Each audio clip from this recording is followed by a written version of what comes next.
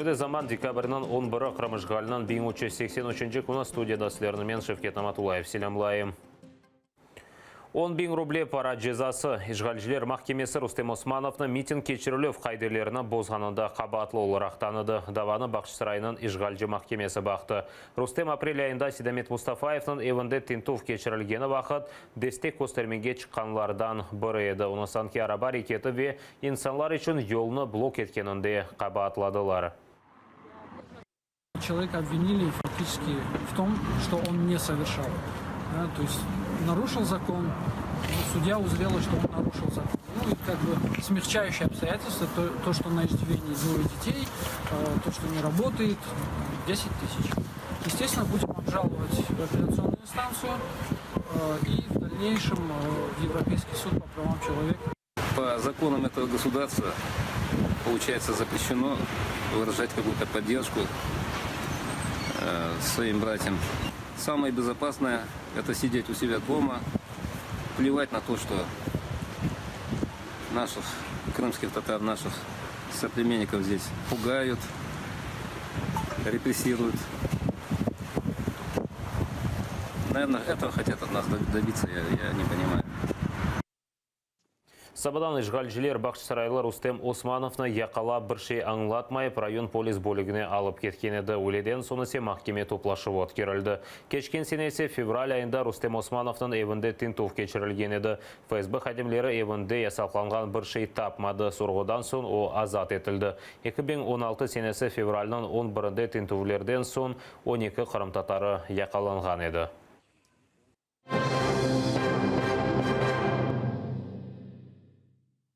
Кефенің Ишгалжы махкемесінде Сулейман Кадыровның давасы қапалы шекілде бақылды. Невбетеки махкеме отырышы декабрінің 20-сінде кечірілежек.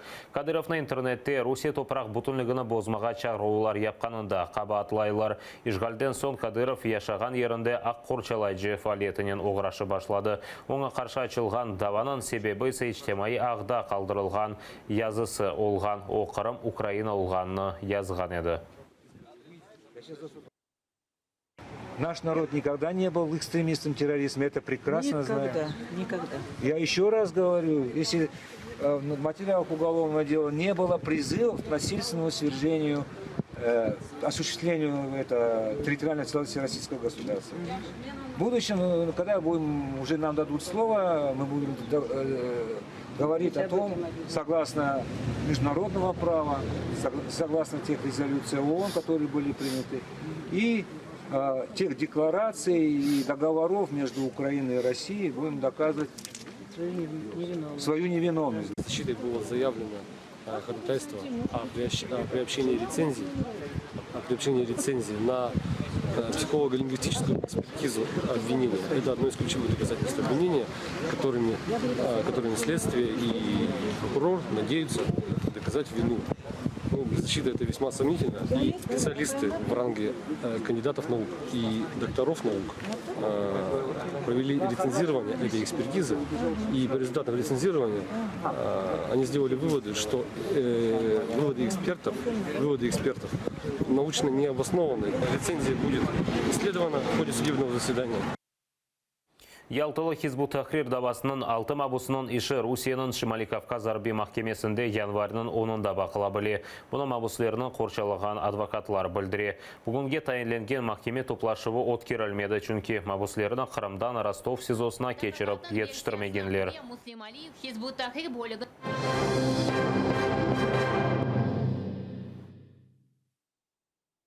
Қырым марафоны девам еті. Фааллер капеклерінен невбетеки пара жезасына одеді. Банкыларының біріне олар 10 рублелік паранен толы қопқачық ве банкалар кетірді. Бүгін октябрінің 11-де Бақшысырайда тентулер өткерілгені вақыт дестек көстермеге шыққан инсанлар үшін белгіленген жеза паралары төленді. Окуны 6 кіші Хизбут Тахрирге алақасы олғанында шекленіп, 8 есе дестек көстермеге шыққаны үшін яқаланған еді.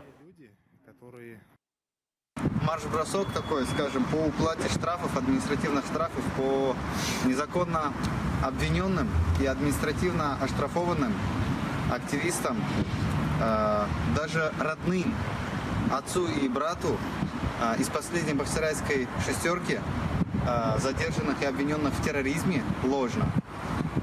необоснованно. Бақшсарайда тұтылған Серан Салиевнің оғлы бабасына ачық мектуб язды. Салих Салиев язған мектубынды бабасы не үшін янында олмағанны, аңлап оламағанны ве бұтын васиетлеріні еріне кетіргенні яза. От тезден бабасының қауыша жағына айнана.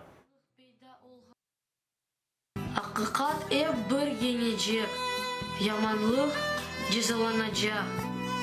Eminim yakında хорантамыз бірлешіп. Baba, sen bizim qaraman, öyle babamdan gururlanam ve Allah'a senin oğlun olğanına çok şükürler edeyim. Baba, sana mühim sözlerini aytmak isteyim. Ben seni seveyim, muqayt ol, Allah'a emanet ol.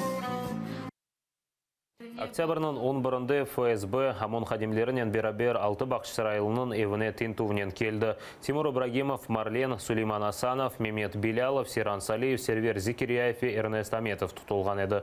Оларына Русияда сақланған Хизбут Тахрир тешкілятында иштирак етмесінде. Қабатлайлар адвокатлары есе мабуслер дин бақшылары үшін тақып етілгенні білдіре.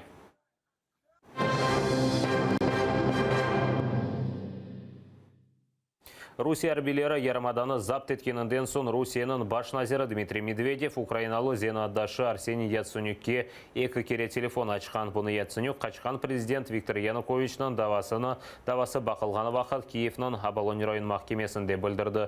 Яценюктың сөздеріне көре екі қонушманың да себепшісі Медведев олған. У мене було дві розмови з прем'єр-міністром Росії Медведєвим. Під час я йому сказав, ви повинні невідкладно повернути свої війська в бараки, в зони постійної дислокації. Я йому сказав таку фразу: ви своїх подонків уберіть із України.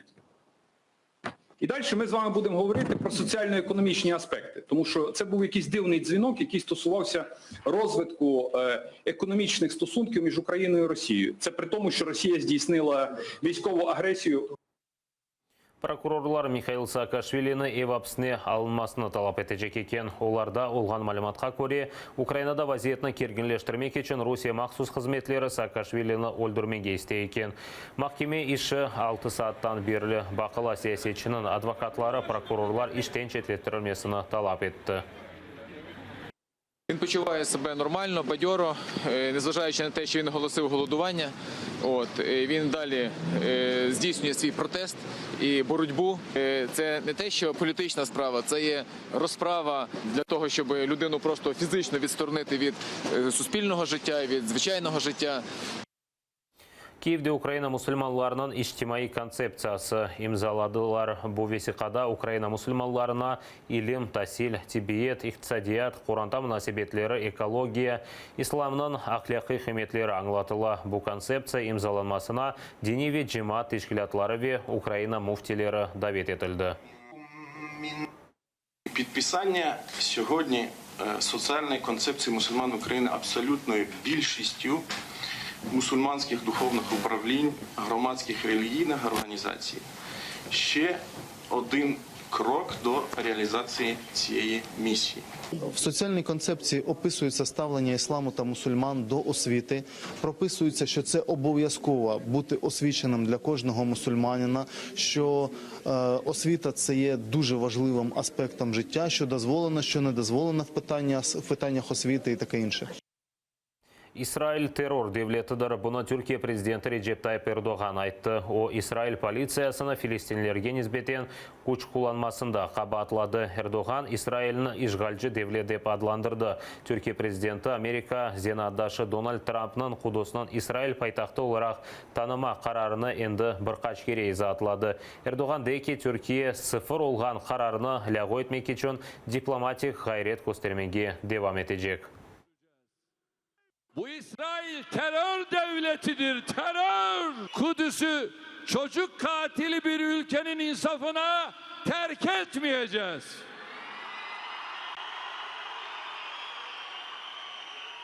Kudüs'ü işgal ve yağmadan başka hiçbir değeri olmayan bir devletin vicdanına da bırakmayacağız.